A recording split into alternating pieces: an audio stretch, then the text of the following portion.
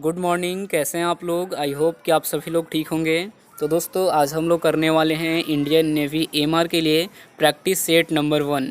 और जैसे कि मैंने आप लोग से वादा किया था कि इंडियन नेवी एमआर के लिए प्रैक्टिस सेट का वीडियो बहुत ही जल्द अपलोड होगा, तो फाइनली आज से आप लोग का प्रैक्टिस सेट का भी वीडियो मिल जाएगा। ठीक है, तो दोस्तों वीडियो शुरू करने से पहले आपसे बोलना चाहूँगा कि अगर आप चैनल पे नए हैं तो चैनल को सब्सक्राइब कर लीजिएगा, क्योंकि यहाँ पे डेली का डेली तो नहीं लेकिन सप्ताह में 2 बार प्रैक्टिस सेट की वीडियो यहाँ पे मिल जाएगी। ठीक है, किस चैनल पे?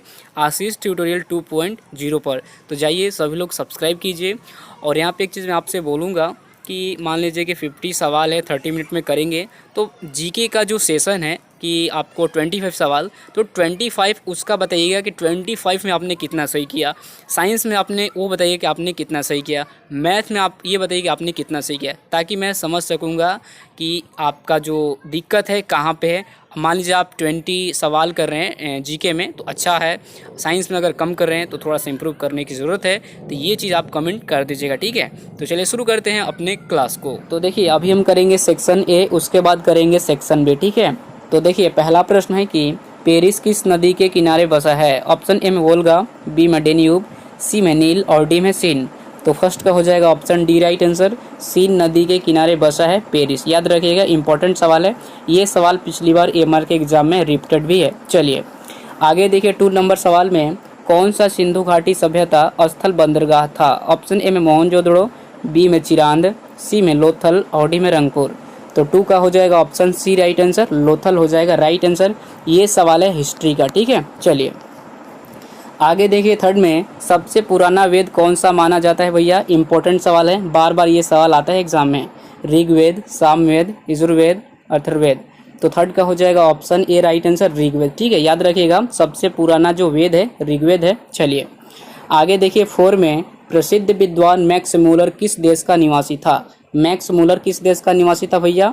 4 का हो जाएगा option B right answer, Germany का। याद रखिएगा। चलिए आगे देखिए 5 नंबर सवाल में अफ्रीका के देशों पर सबसे पहले किन्होंने आक्रमण किया? डच, फ्रांसीसी, अंग्रेज, जर्मन। तो 5 का हो जाएगा ऑप्शन बी राइट आंसर, फ्रांसीसियों ने। ठीक है, याद रखिएगा अफ्रीका के देशों पर सबसे पहले किन्होंने आक्रमण किया था?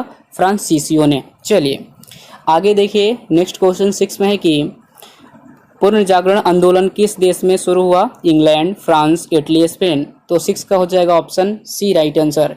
ठीक है, 6 का हो जाएगा option C right answer, Italy. चलिए उसके बाद देखिए 7 नंबर सवाल में प्रसिद्ध टेनिस कोर्ट ओथ किस घटना से संबंधित है? ठीक है, याद रखिएगा प्रसिद्ध टेनिस कोर्ट ओथ किस घटना से संबंधित है? अमेरिका स्वतंत्र युद्ध, बी में फ्रांस की क्रांति, सी में सम्राट सीजर अलेक्जेंडर और डी में इटली पुनर्जागरण। तो 7 का हो जाएगा option B right answer, France की क्रांति। चलिए उसके बाद देखिए 8 नंबर सवाल में शारजाह कप किस खेल से संबंधित है? ठीक है, शारजाह कप जो है किस खेल से संबंधित है? तो राइट आंसर हो जाएगा 8 का ऑप्शन नंबर बी, क्रिकेट से संबंधित है शारजाह कप। चलिए उसके बाद देखिए 9 नंबर सवाल में दलीप ट्रॉफी किस खेल से संबंधित है भैया? Hockey, football, cricket, tennis. तो 9 का हो जाएगा ऑप्शन सी राइट आंसर। ठीक है, 9 का हो जाएगा option C right answer, Duleep trophy किस खेल से संबंधित है? क्रिकेट से है। चलिए उसके बाद देखिए 10 नंबर सवाल में ये सवाल पिछली बार एमआर के एग्जाम में पूछा गया, आपको पता भी होगा। डर्बी किस खेल से संबंधित है? घुड़दौड़, फुटबॉल, क्रिकेट, मुक्केबाजी। तो 10 का हो जाएगा ऑप्शन ए राइट आंसर। ठीक है, घुड़दौड़ से संबंधित है डर्बी खेल। चलिए उसके बाद देखिए 11 नंबर सवाल में बहादुरी एवं साहस के लिए युद्ध में सबसे बड़ा पुरस्कार दिया जाता है? महावीर चक्र, परमवीर चक्र, कार्ति चक्र और डी में है अशोक चक्र।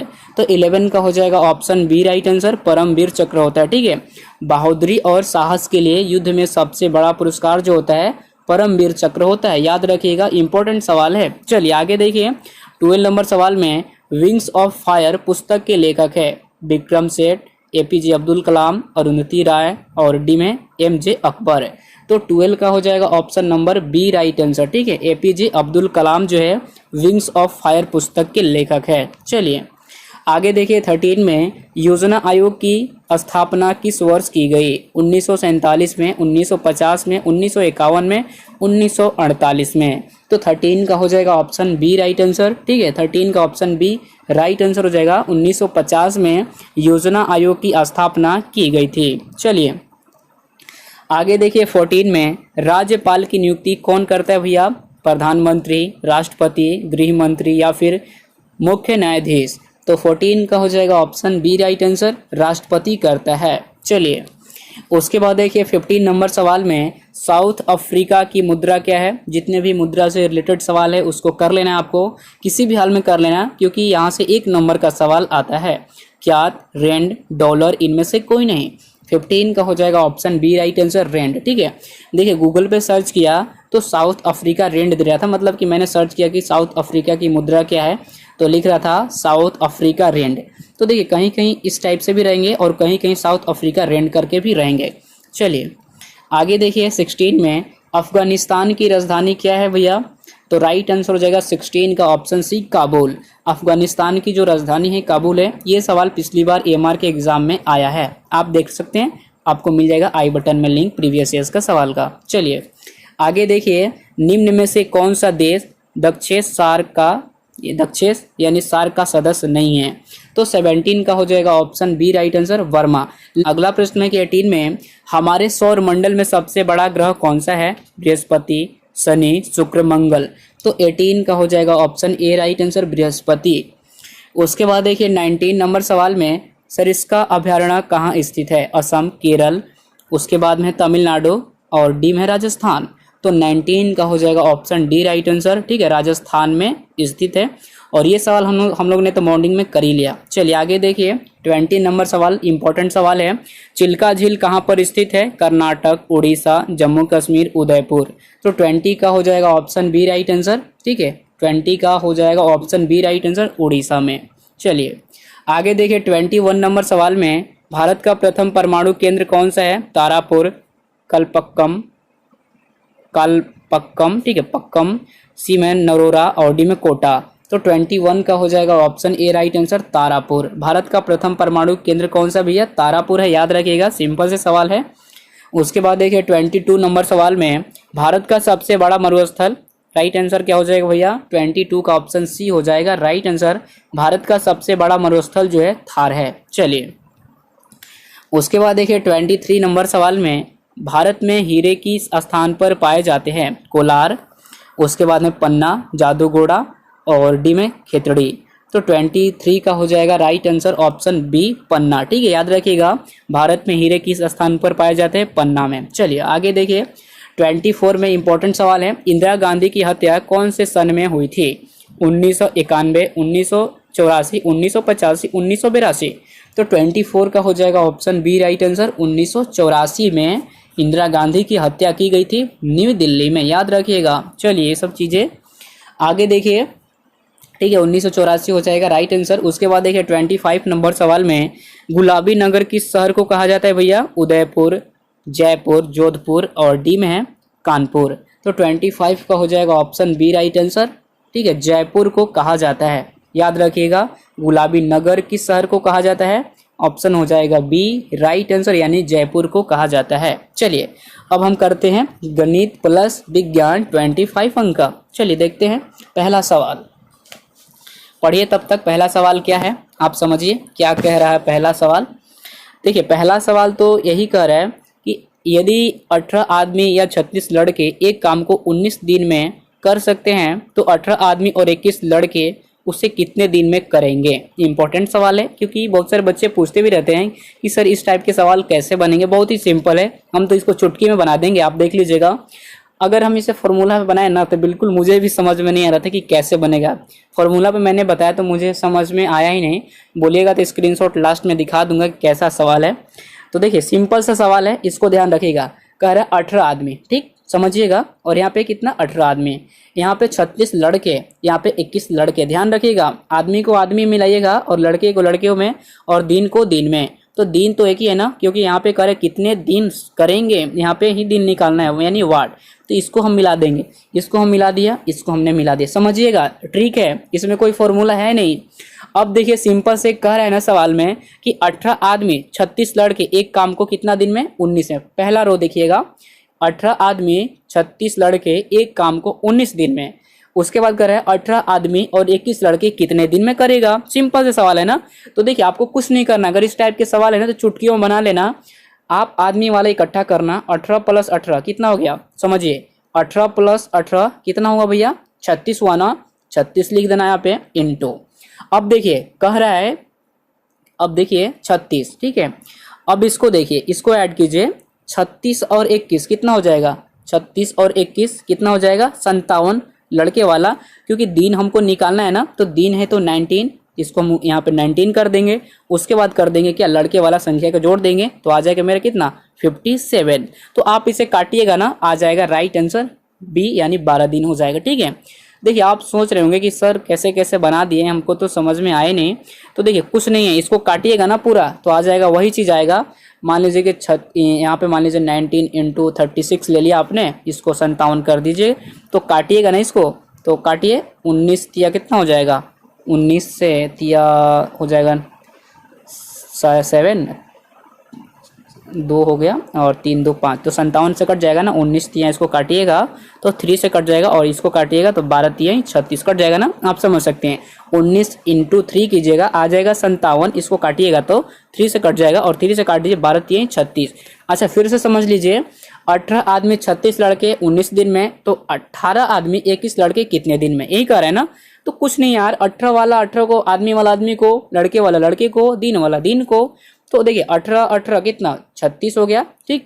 और 19 दिन है तो 19 × 36 कर देना। अब बटा में जो लड़के वाला जो संख्या है उसको नीचे कर देना, 57। सिंपल से है, बन जाएगा, ठीक है। चलिए आगे देखिए 2 नंबर सवाल में, यहाँ पे देखिए इतना को पूर्ण घन बनाने के लिए किस छोटी से छोटी संख्या से गुणा किया जाएगा, ठीक है। गुणा किया जाए 2 3 4 6, तो 2 का हो जाएगा ऑप्शन क्या, राइट आंसर हो जाएगा 2, यानी ऑप्शन ए। आप समझिए कैसे बनेगा, देखिए इसको 2 2 5 6 0 है ना, 000, इसको पूरा खंडित कीजिएगा तो इस टाइप से आएगा, 2 × 2 × 2, ठीक। और उसके बाद आएगा फिर देखिए 2 × 2 × 2 कितना हुआ, 2 दूनी का 4, 4 दूनी 8 हुआ ना। उसके बाद देखिए 2 दूनी का 4, 4 दूना 8। तो उसके बाद देखिए इसको खंडित कीजिएगा, तो मैं नोट करके रखा हूँ। उसके बाद कीजिएगा तो 2 इतना आएगा, इसको पूरा तोड़िएगा तो इस टाइप से आ जाएगा आपका इंटरफेस, ठीक। देख सकते हैं, समझ सकते हैं। उसके बाद देखिए आप इसको मल्टीप्लाई कीजिए, 2 दूनी का 4, 4 दूना 8, ठीक। 8 आने के बाद इसको हो गया, खंडित हो गया सब चीज़। तो पूछ क्या रहा है कि इतनों को पूर्ण घन बनाने के लिए किस छोटी से छोटी संख्या से गुणा किया जाएगा। तो हम बोल सकते हैं 3 अंकों को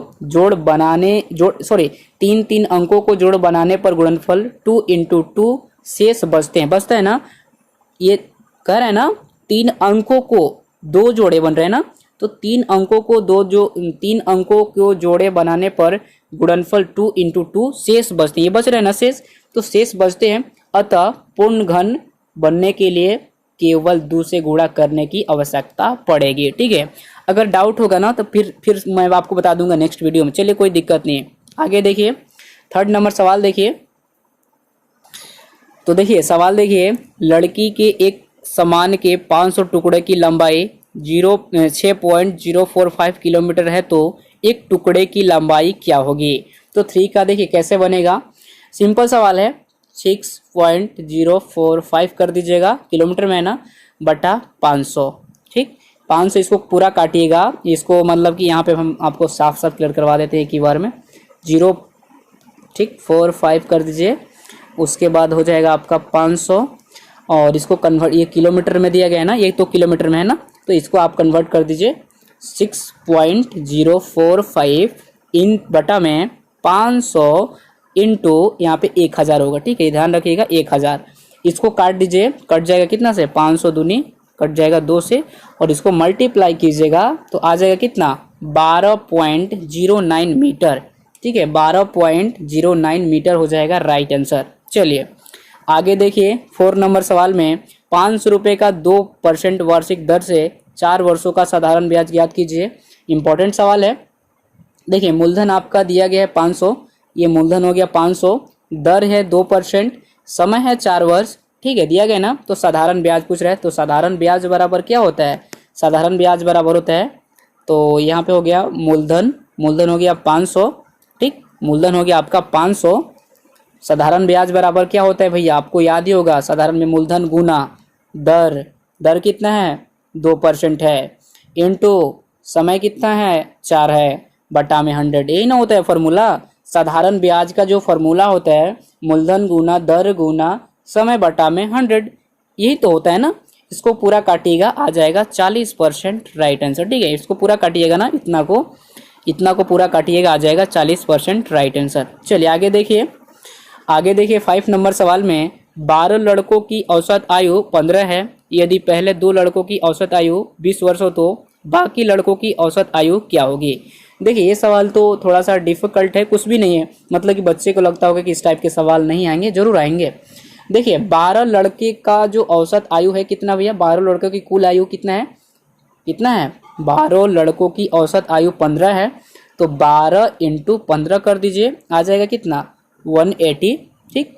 उसके बाद देखिए 2 लड़कों की कुल आयु पूछ रहे हैं ना, यहाँ पे 2 लड़कों की औसत आयु 20 है, तो 2 इंटू 20 कर दीजिए, आ जाएगा कितना, यानी कि हो जाएगा 40, ठीक। इसको पूरा घटा दीजिए, क्योंकि पूछ रहे तो बाकी लड़कों का ना, बाकी लड़कों का पूछ रहे हैं इसमें, इसको घटा दीजिएगा आ जाएगा 140 वर्ष हो जाएगा। तो जब यहाँ पे आपका उम्र में जब घटित हो रहा है, यहाँ पे उम्र में जो घटित हो रहा है इधर 140 वर्ष हुआ टोटल, जब उम्र में घटित हुआ तो लड़का में भी घटित होगा ना, तो 12 गो में से आप घटा दीजिए कितना, 12 लड़के में से 20 लड़के को घटा दीजिए तो बचेगा कितना, सॉरी यहाँ पे, हाँ यहाँ पे देखिए 12 लड़कों की यहाँ पे है ना, और यहाँ पे 2 लड़का है, तो 12 में से 2 घटाइएगा तो 10 होगा, तो 10 का मान कितना था 140 था ना, 140 था ना, क्योंकि हमने तो यहाँ पे इसको 12 में और 15 से गुना करेंगे तो कितना आएगा 180 आया ना, 180 आया ना, और 20 में और 2 से लड़के से गुना करेंगे तो 40 आया, तो 40 में तो 180 में 40 घटाइएगा तो 140। तो देखिए यहाँ पे 2 लड़के और यहाँ पे 12 लड़के, जब यहाँ पे घट रहा है तो लड़के में भी घटित होंगे, तो 10 बराबर 140 हो गया ना, तो 10 बराबर 140, तो यहाँ पे हम लिख देंगे अतः 10 लड़कों की औसत आयु बराबर लिख देंगे 140 बटा में कितना 10, तो इसको काटिएगा आ जाएगा 14 वर्ष, राइट आंसर, ठीक है। अगर आपको डाउट बनता होगा तो फिर मुझसे पूछ लीजिएगा, क्योंकि बहुत ही सिंपल सवाल है। और देखिए मैं इस ऐसे तो पढ़ाने में थोड़ा सा प्रॉब्लम होता है, क्योंकि लाइव रहता है ना तो मैं अच्छा से पढ़ा देता, क्योंकि यहाँ पे पेन उठाने में और करने में दिक्कत हो रहा है मुझे, सबसे बड़ी बात, क्योंकि मुझे पेन चलाने नहीं आ रहा है इस पर, सबसे बड़ी बात यही है। चलिए सॉरी, आगे देखिए 6 में, एक व्यक्ति ने एक मकान 3,800 रुपये में खरीद और 500% लाभ पर बेच दिया, तो मकान का विक्रय मूल्य ज्ञात करे। तो देखिए 6 कैसे बनेगा आप समझिए, क्रय मूल्य कितना है भैया, इतना दिया गया ना, क्रय मूल्य तो 3,800 है, लाभ कितना है 5% है, और यहाँ पे कह रहा है विक्रय मूल्य निकालने का ना, यहाँ पे तो कह रहा है क्रय मूल्य ज्ञात करे, तो पहले तो हम विक्रय मूल्य निकालेंगे ना।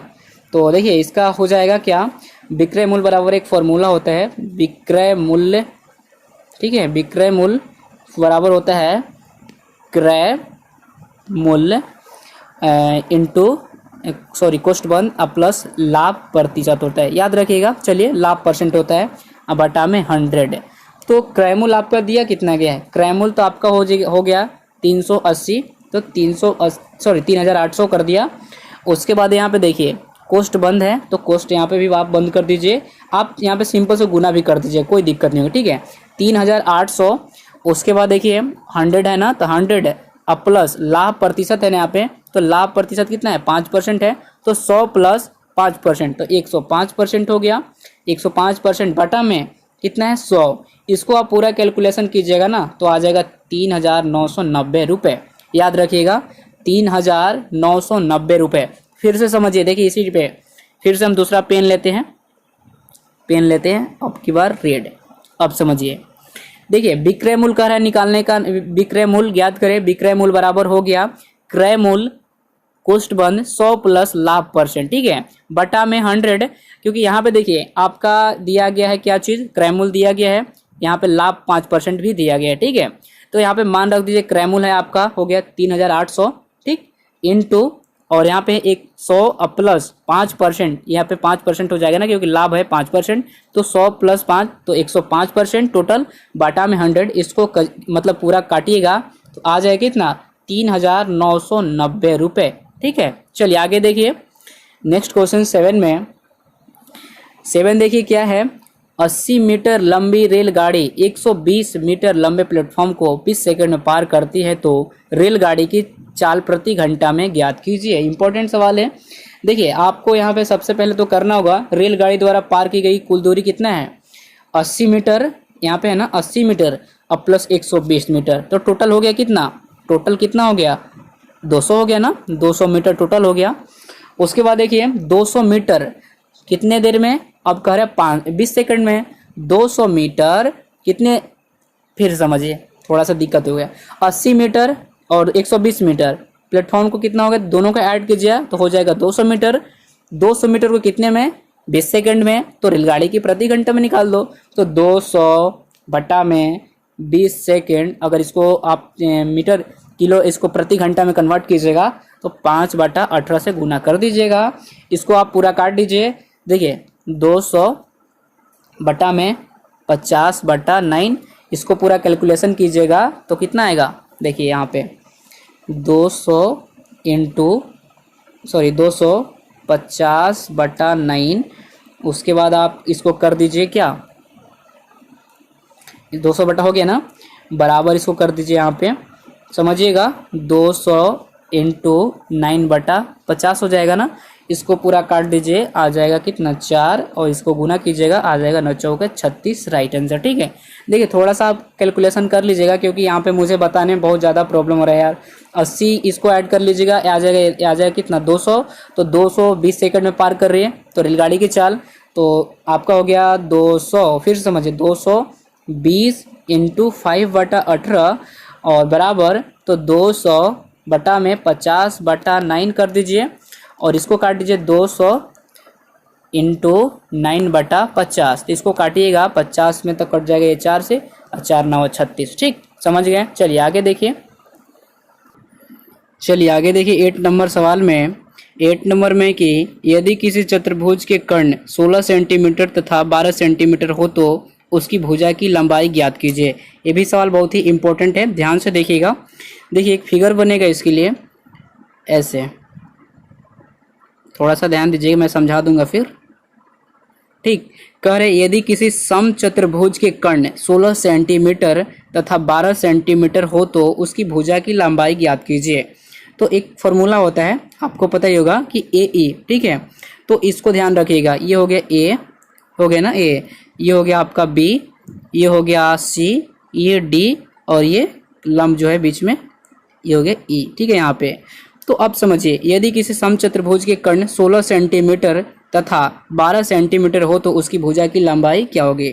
तो ए ई बराबर हम लिखेंगे, ए ई बराबर 1/2, समझिएगा 1/2 इंटू 16, तो कितना होगा, इसको काटिएगा तो 8 दूनी 16, तो ए ई बराबर जो निकल गया यहाँ पे, इसका जो मान निकल गया कितना हो गया, 8 निकल गया। ठीक है, 8 सेंटीमीटर निकल गया। अब निकाल लीजिए BC का, इसका, क्योंकि ये जो कह रहा है ना BC, इसका निकालिए BC का, क्योंकि ये सब तो दिया गया है।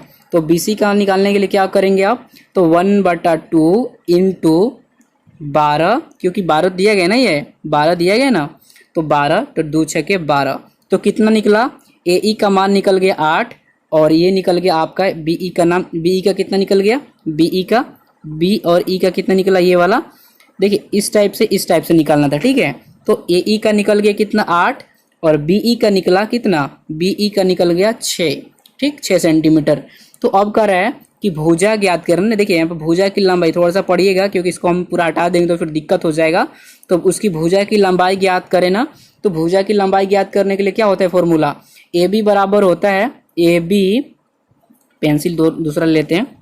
देखिए AB बराबर हो गया आपका, AB बराबर √8 का स्क्वायर, ठीक है 8 का स्क्वायर, अब प्लस 6 का स्क्वायर कीजिएगा तो कितना होगा, तो 8 × 8 = 64, ये हो गया 64, अब प्लस कितना ये हो गया 8 अठाई 64, अच्छा 6 का 36, इसको दोनों को ऐड कीजिएगा आ जाएगा 100। तो 100 वर्गमूल में है ना 100 हो जाएगा, तो 100 का वर्गमूल निकालिएगा तो कितना हो जाएगा 100, सॉरी 100 का वर्गमूल निकालिएगा वर्गमूल तो हो जाएगा 10 सेंटीमीटर, राइट आंसर। ठीक है, आपको कहीं दिक्कत होगा तो फिर बोलिएगा यार, क्योंकि मुझे भी यहाँ पे दिक्कत हो रहा है, आपको पता ही होगा। फिर समझ लिए 1/2, ठीक है, इंटू 16 कर दीजिएगा, क्योंकि 16 है पहला, तो 16 निकाल लीजिए, 8 हो गया। उसके बाद देखिए BE निकाल लीजिए, आपको फिगर बता ही दिया।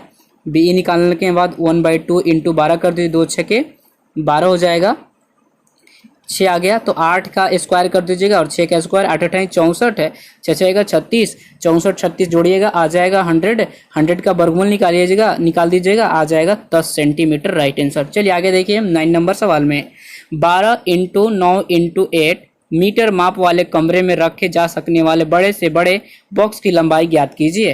तो देखिए ये जो सवाल है कमरे का विकर्ण पूछ रहे हैं ना, कमरे का विकर्ण, तो पहले कमरे का विकर्ण निकाल लीजिए, क्योंकि 12 9 8 दिया गया है। तो कमरे का विकर्ण निकालने के लिए एक फॉर्मूला होता है, रूट अंडर रूट लंब स्क्वायर प्लस चौड़ाई, लंब स्क्वायर प्लस ऊंचाई प्लस चौड़ाई होता है। ठीक है, ये फॉर्मूला होता है L plus B plus H। ठीक, तो मान रख दीजिए धीरे धीरे, यहाँ पे सबका मान रखिएगा, इस टाइप से कर दीजिएगा, और 12 का स्क्वायर कर दीजिए प्लस 9 का स्क्वायर कर दीजिए, उसके बाद 8 का स्क्वायर कर दीजिए। ठीक है, इसको पूरा कैलकुलेशन कीजिएगा, आएगा कितना 144 प्लस 99 81 प्लस 8 दूनी 8 अठाई 64।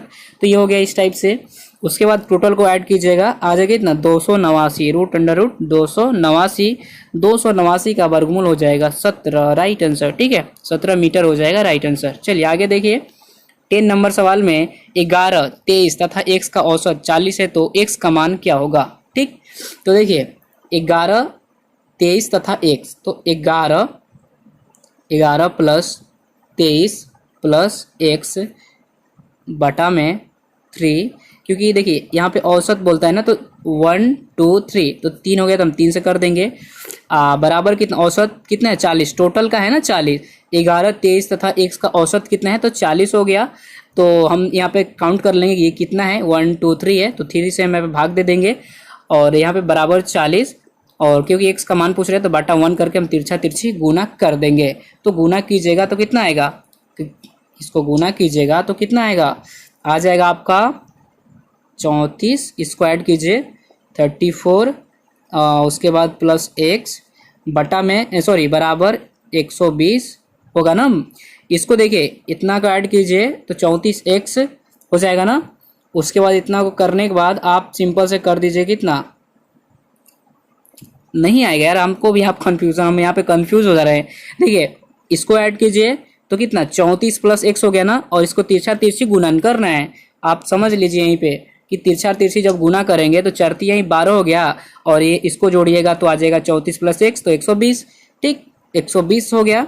120 करने के बाद x बराबर आप लिख दीजिए यहाँ पे 120 माइनस 34 को घटाइएगा तो आ जाएगा कितना, राइट आंसर 86। ठीक है, फिर से समझिए ध्यान दीजिएगा, 11 प्लस 23 प्लस x बटा में 3 इंटू मतलब बराबर वही 40 बटा 1, तिरछा तिरछी गुना कर दीजिए।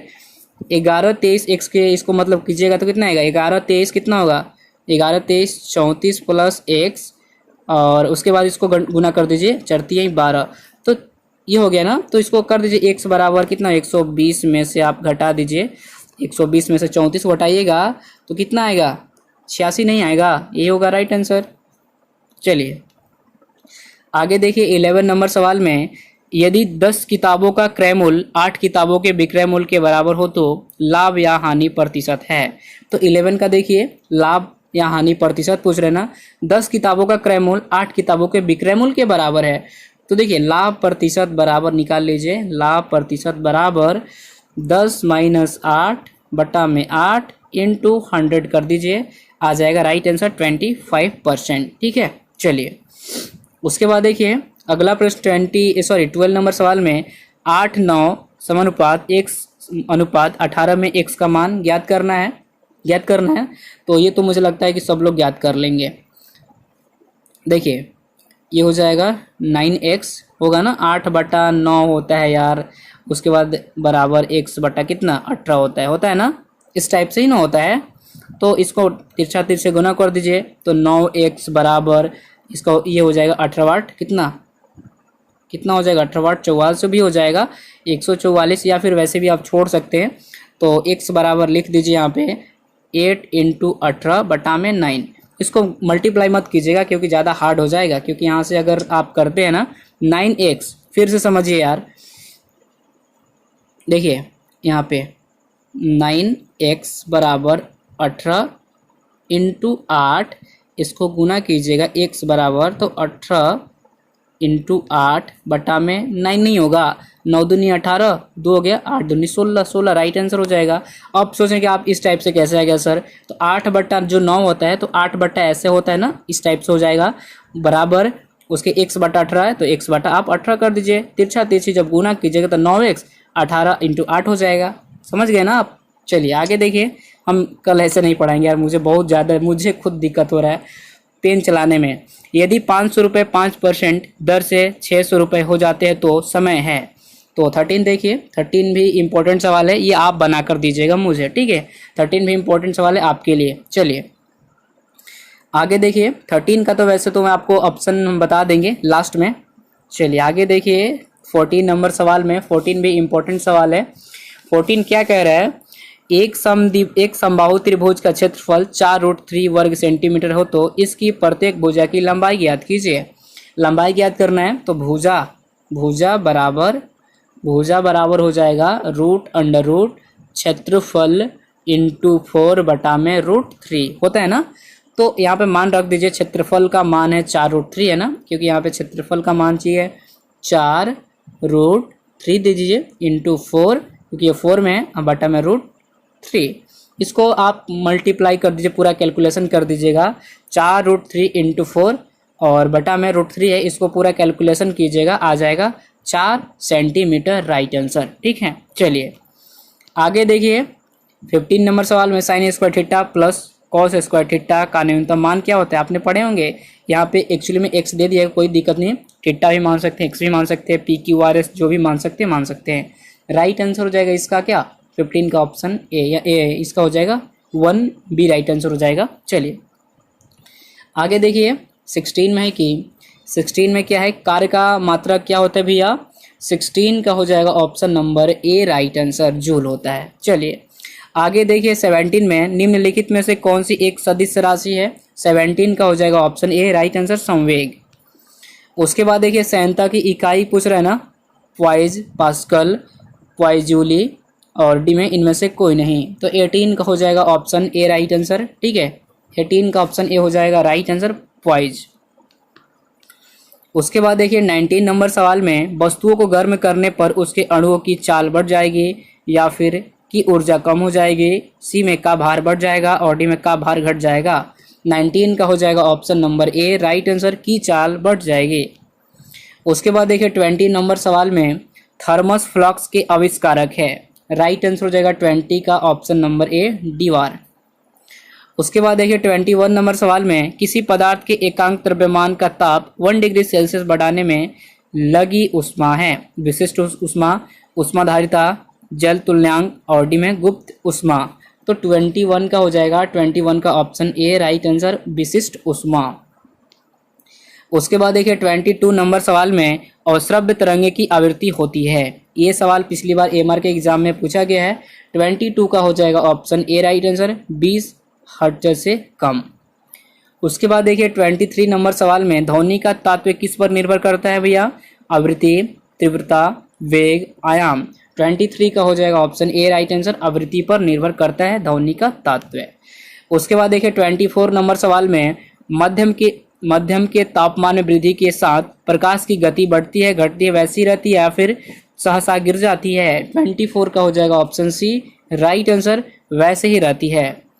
उसके बाद देखिए, 25 नंबर सवाल में वायु में प्रकाश की गति कितनी होती है, 25 का हो जाएगा option A right answer, 3 × 10⁸ metre पर सेकेंड होता है, ठीक है।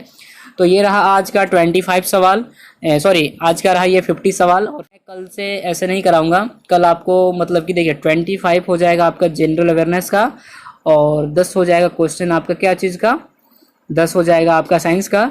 उसके बाद लास्ट में हम रखेंगे आपका मैथ का, ठीक है, क्योंकि मैथ में जो बीच में है ना दिक्कत कर रहा है, तो हम कल इस टाइप से लेकर आएंगे। अगर आप लोग को ये वीडियो पसंद आए तो प्लीज़ लाइक करें, शेयर करें, कमेंट करें, और आप लोग हमारे चैनल पर नए हैं तो चैनल को भी सब्सक्राइब करें। तो मिलते हैं एक और वीडियो में, तब तक के लिए अपना ख्याल रखिएगा। Thank you so much, bye bye, take care, all the best.